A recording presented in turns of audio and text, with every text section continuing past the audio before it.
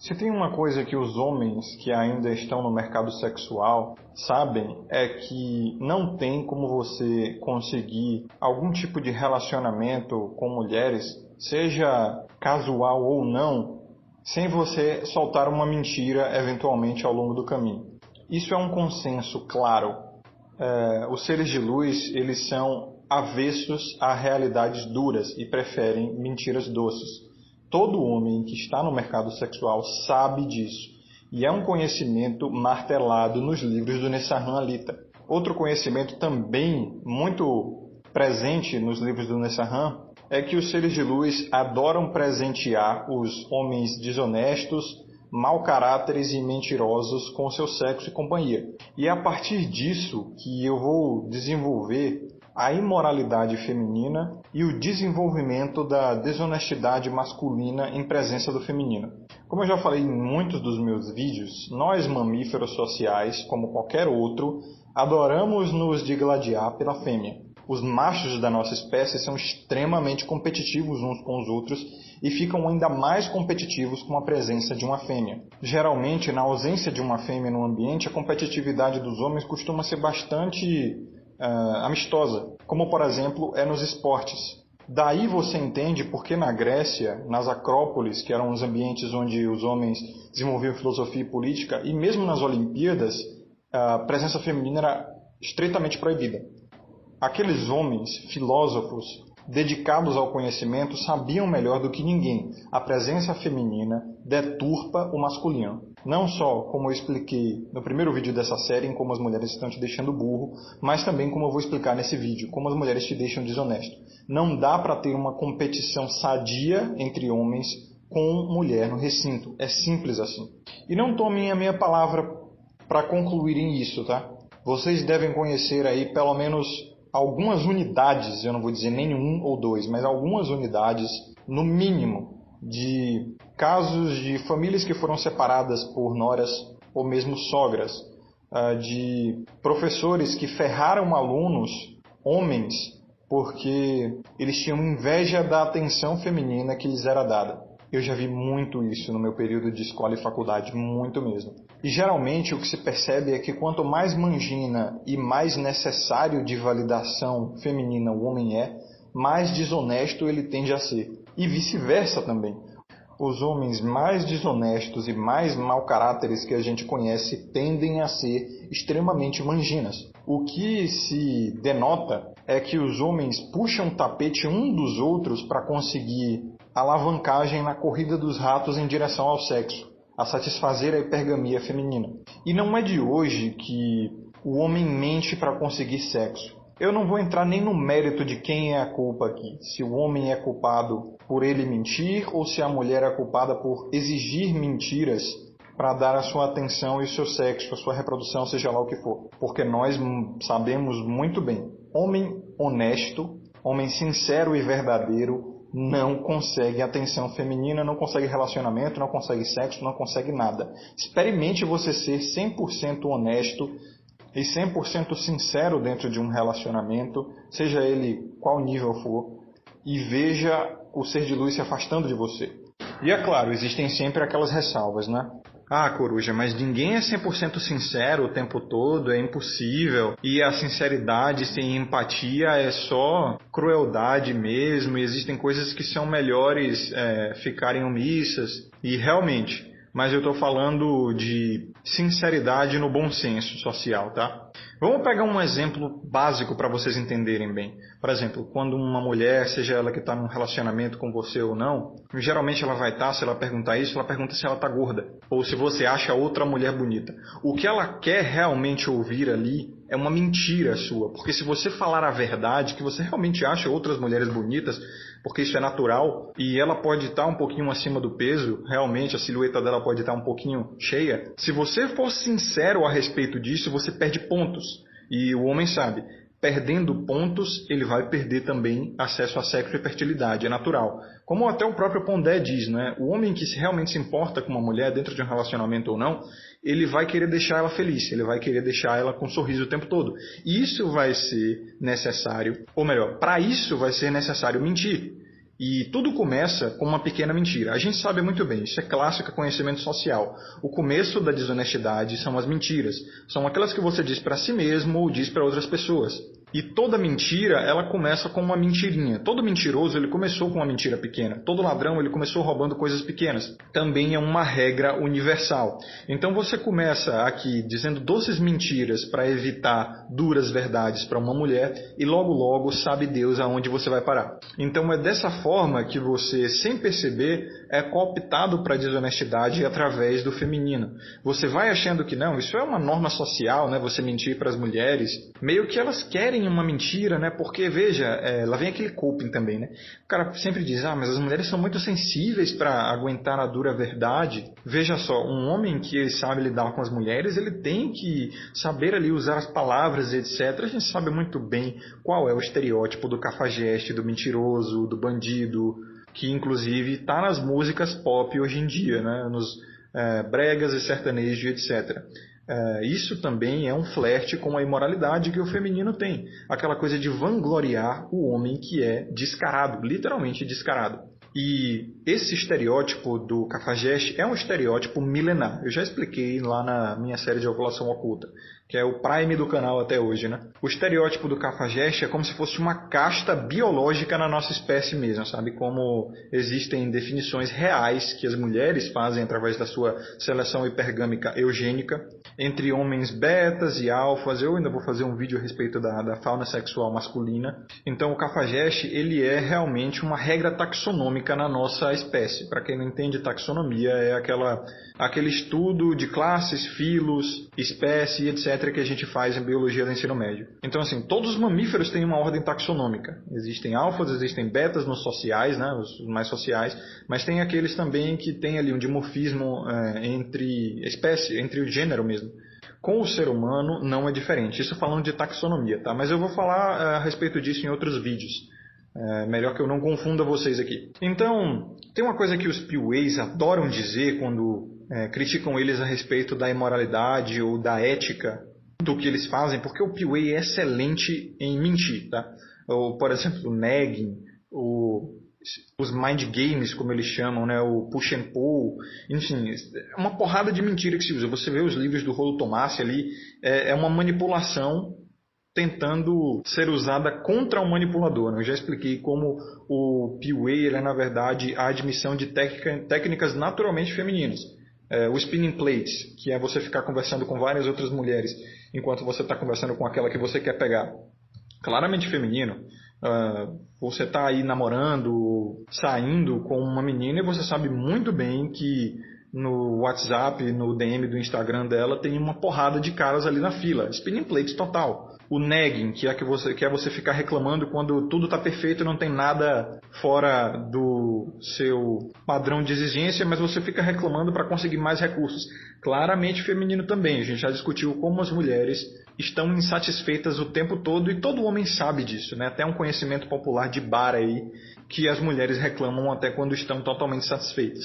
É um conhecimento tão milenar que está até na Bíblia, né? Eva estava no paraíso e ficou insatisfeita. No literal paraíso. O push and pull também é muito comum, né? O push and pull é aquele de você puxa e empurra. Ou melhor, aquele em que você puxa e empurra. Você dá um elogio, mas depois faz uma crítica para mexer com o emocional da pessoa em questão, né? Também é muito, muito comum do feminino te dar ali o honeypot, como os próprios PUAs chamam, que é um afago no ego, às vezes até sexo, mas depois, do nada, ela muda de humor. Isso é um arquétipo natural feminino. Eu acho que está impregnado na emoção delas através da evolução, né? Até os hormônios delas geram isso, né? São muito voláteis, são muito imediatistas. O Yannick Ligai já explicou isso muito bem no Femme Paradox e no vídeo Sabotagem Genética, né? Onde ele explicou os efeitos bioquímicos e as causas hormonais da paixão. Excelente vídeo. Então, fica muito claro que os PUAs não inventaram nada. Eles só observaram as mulheres e começaram a usar as armas biológicas ancestrais que elas têm para manipular o homem contra elas. Contra elas não, né? A favor deles. Porque o PUA ele não está contra ninguém necessariamente, ele só quer transar, coitado. E para isso ele tem que descer ao mesmo nível das mulheres, né? O nível de desonestidade, mentira e manipulação. E uma coisa que os PUAs falam para, entre aspas, né, digamos assim, justificar as atitudes que beiram a ética e algumas que beiram até a moral e a legalidade, em alguns livros que tem aí em fóruns da internet, eles sempre dizem, poxa cara, não odeie o jogador, odeie o jogo, né? Don't hate the player, hate the game. E o que eles querem dizer com isso? É que eles são jogadores, as regras do jogo já estão estipuladas. Eles não têm como ser odiados porque eles só estão ali cumprindo ordens, entre aspas. As mulheres é que fazem as regras do jogo, até porque elas são as seletoras da sexualidade. Então, óbvio, eu não estou aqui procurando culpados nem passando a mão na cabeça de ninguém. Não vou entrar no mérito se as mulheres são certas e os homens são errados ou vice-versa. Vocês decidam por si só. Mas é um fato que os homens fazem quase tudo por sexo, ou mesmo tudo, alguns fazem tudo por sexo. E as mulheres exigem certas mentiras, desonestidades e até um pouco de moralidade ali na hebristofilia, né? Que é a seleção dos homens pela violência. O Zé Droguinha, o Bandidinho, que elas falam isso nas músicas, na cultura e na mídia, né? Tem até aquela entrevista da guria que fala, eu tenho tesão em homem com cara de mal, cara de bandido. Eu não lembro quem foi que falou isso, mas é muito usado no Cortes de Alto Valor. Finado Cortes de Alto Valor, que infelizmente parou com o canal dele por enquanto. Um abraço para ele aqui. Mas ele usa bastante esse frame. E de fato a gente percebe que é uma unanimidade, quase unanimidade, eu diria, salvo raras exceções, mas a gente já sabe como é que funcionam as exceções, né? A gente tem que generalizar, mas não totalizar. Senão a gente não chega a lugar nenhum. Fica naquela de, mas e as exceções? Mas e as exceções? E aí fudeu. Então nós sabemos que é uma unanimidade entre as mulheres a preferência entre homens bandidos por causa daquela coisa, né? Homens violentos e que todo mundo tem medo são provedores mais efetivos. Melhor, protetores mais efetivos. Podem ser provedores também, porque essa necessidade, ou melhor, esse aparato de seleção sexual feminino é extremamente primitivo, né? Ele só funcionava em ambientes de selvageria. E é por isso que ele é tão destrutivo em ambientes modernos, civilizados. Não tem como você usar métodos que só funcionavam nas cavernas e tentar trazer eles para os dias de hoje. Vai dar merda, e está dando muita merda, enfim. A partir daí, dessa fala dos PUAs e de como os homens se comportam e como as regras do jogo sexual são obviamente montadas pelas mulheres, vocês conseguem ver que se você quiser jogar o jogo, tu vai ter que cair no nível delas. Tu vai ter que descer uns patamares aí e deixar a tua ética e até a sua moral um pouquinho mais flexível, né? E isso vai, obviamente, manchar o teu caráter. E, bem como eu disse, a mentira, seja ela qual for o nível, é o início de toda desonestidade. E todo mentiroso, todo ladrão começa com crimes pequenos. Começa mentindo um pouquinho aqui, roubando um pouquinho ali. E então vira uma bola de neve. E o fato é que tem muito esse coping também, né? Não, eu vou manter o meu caráter e se as mulheres quiserem jogar o meu jogo, né? Se elas concordarem com o meu caráter, eu pego, eu como, eu me relaciono. Mas eu não vou manchar o meu caráter por mulher nenhuma. Se aparecer alguma que não me faça manchar o meu caráter, então apareceu. É aquele coping também do cara que fala o seguinte, se alguma vier jogar a buceta na minha cara, eu como. Se ela aparecer querendo me dar, eu como. Tem muito esse coping na machosfera, mas isso não acontece. Ou você joga o jogo delas e arrisca uma migalha ali de gladiação com outros concorrentes, ou você não come ninguém, ou você fica no celibato, voluntário ou não. A escolha é sua, no fim das contas.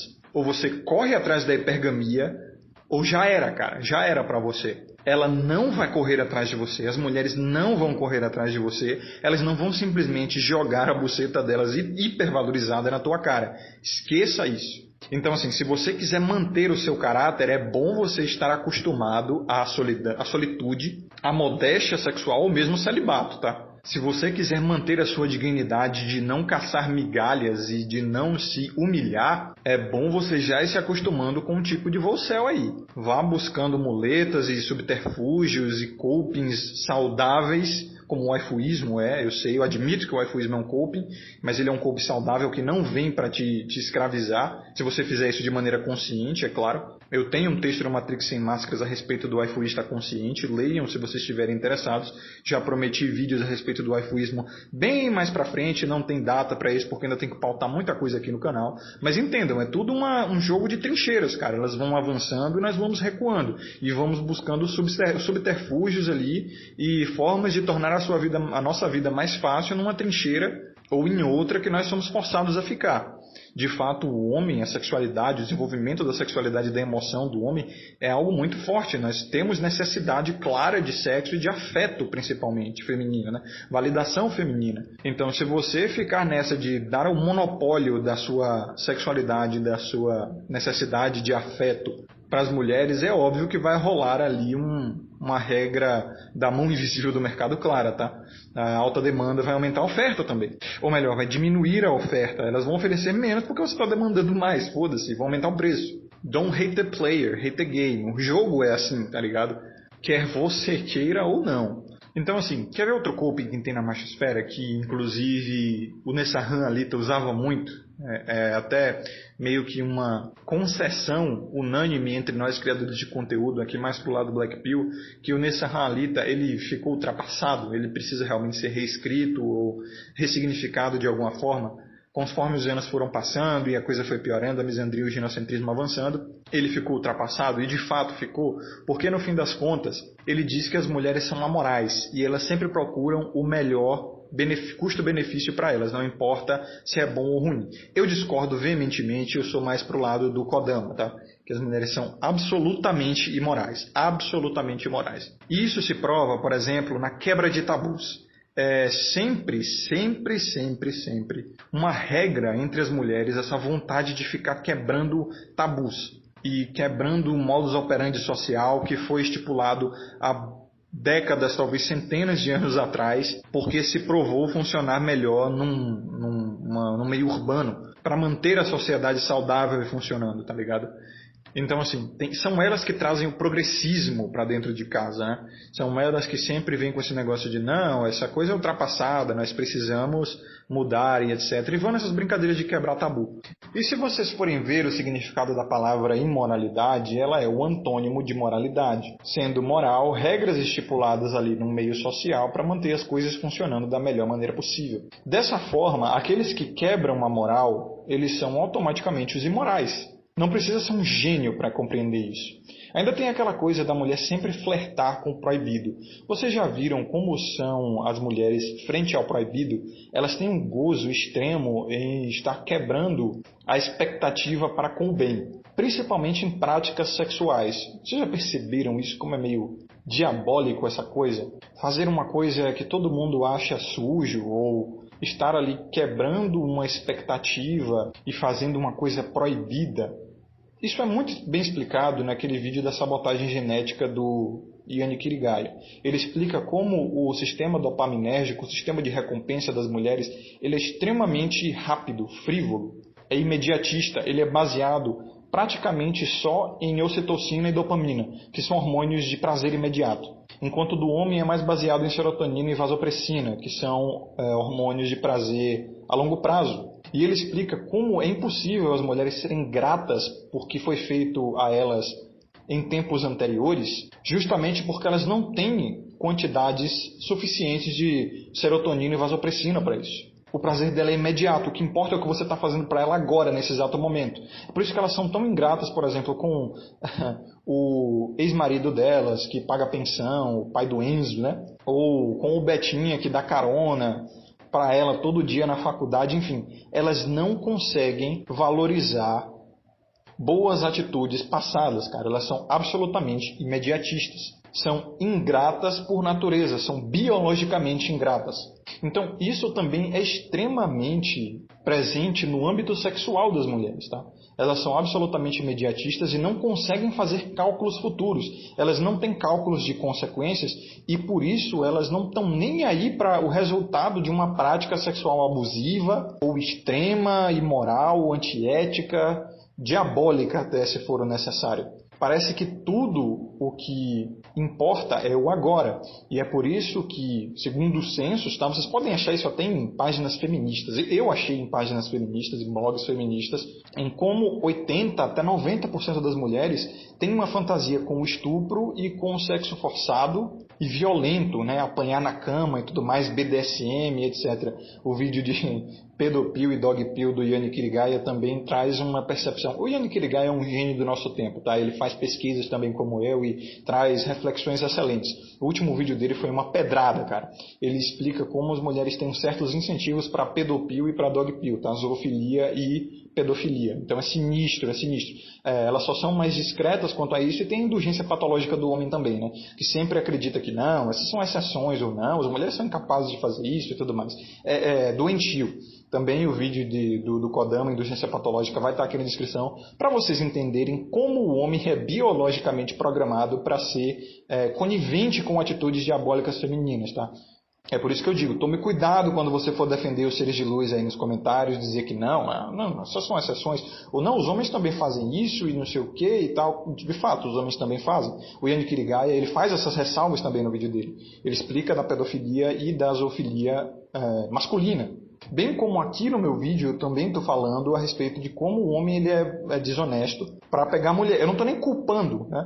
Quem quer que seja, são as mulheres que exigem que o jogo seja assim ou que os homens que caem a esse nível para conseguir sexo, entendeu? Mas o fato é que é muito perceptível nos homens uma autocrítica maior. Enquanto na nossa sociedade, mídias e cultura, etc., a gente está vendo a vangloriação do divino e sagrado feminino, né? Como se as mulheres fossem capazes de praticar algum mal. A gente vê isso no Fátima Bernardes, a gente vê isso na música, a gente vê isso na delegacia da mulher, tá? A gente tem ali aquela entrevista do Submundo Intelectual, onde uma delegada diz que 80% a 90% das denúncias de estupro e violência doméstica chegam a ser falsas e que ninguém fala isso não cai na mídia para não dar uma má fama às mulheres e diminuir a seriedade do caso.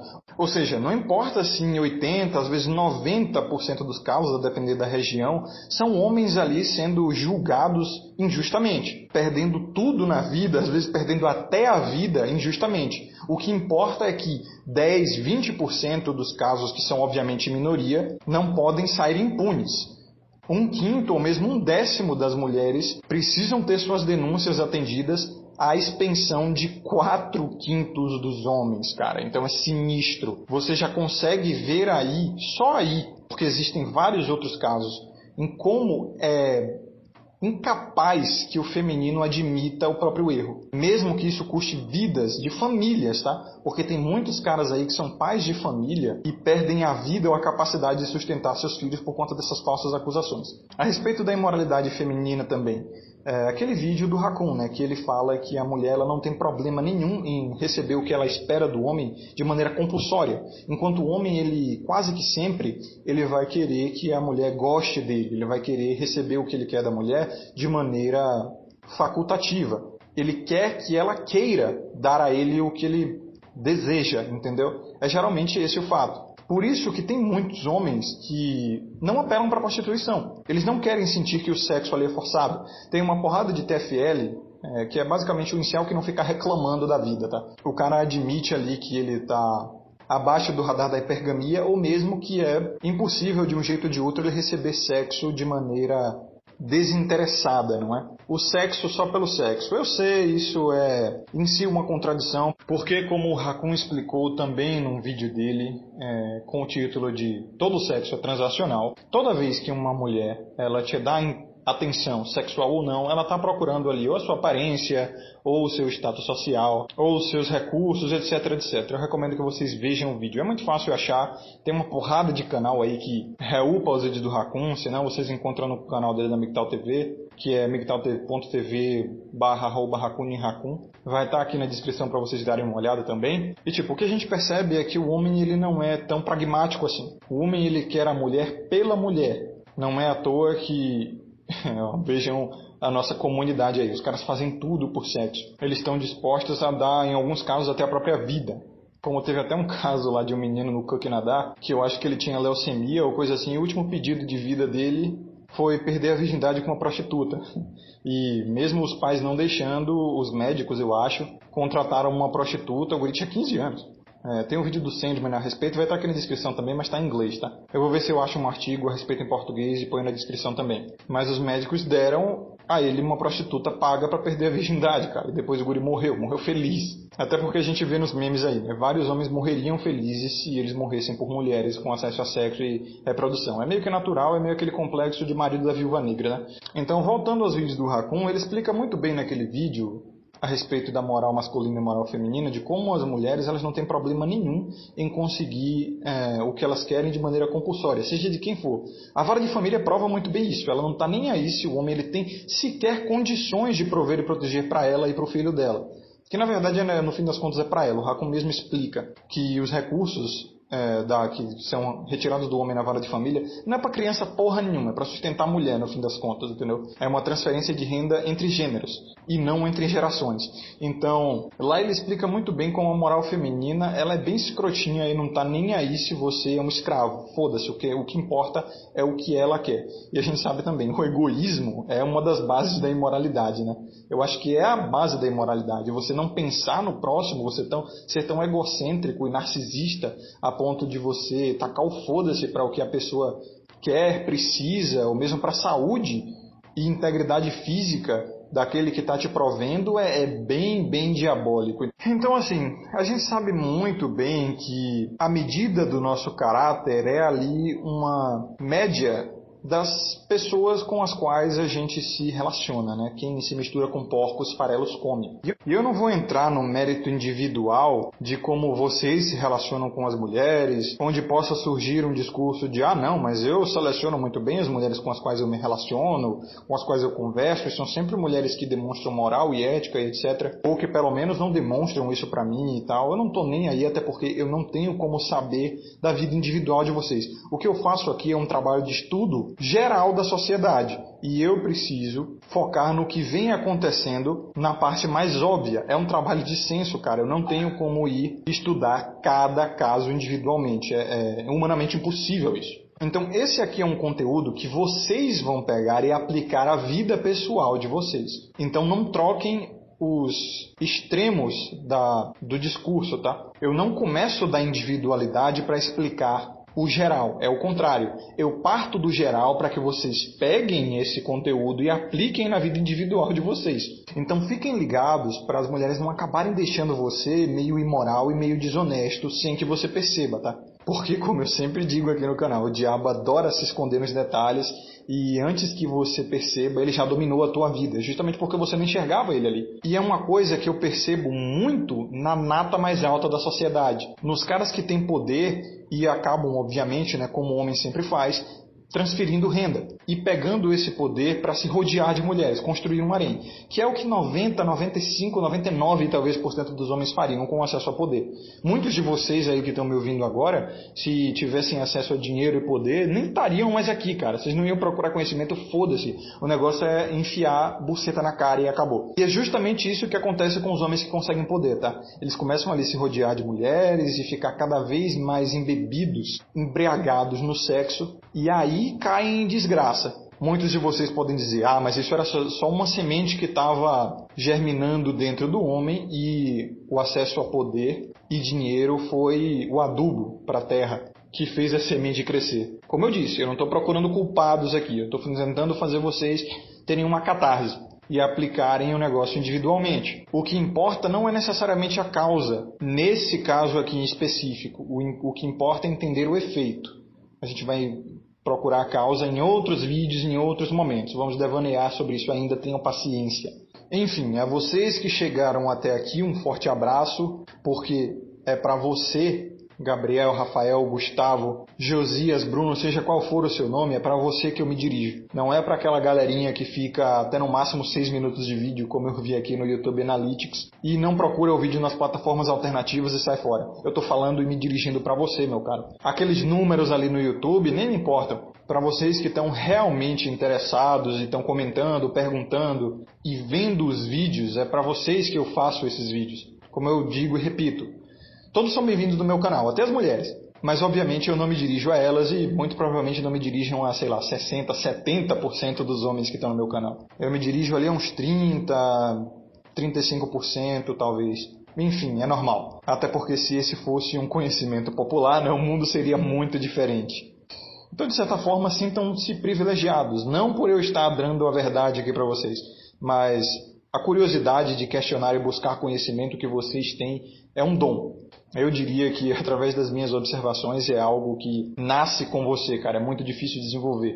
Tão difícil de desenvolver que muitas pessoas morrem sem nem questionar a própria realidade.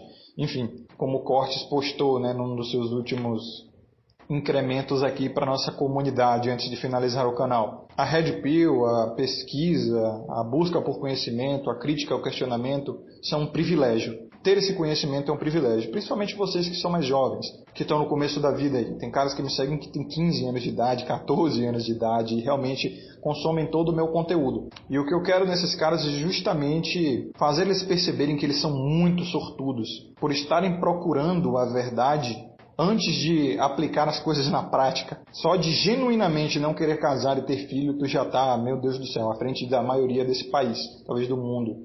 Com certeza do mundo.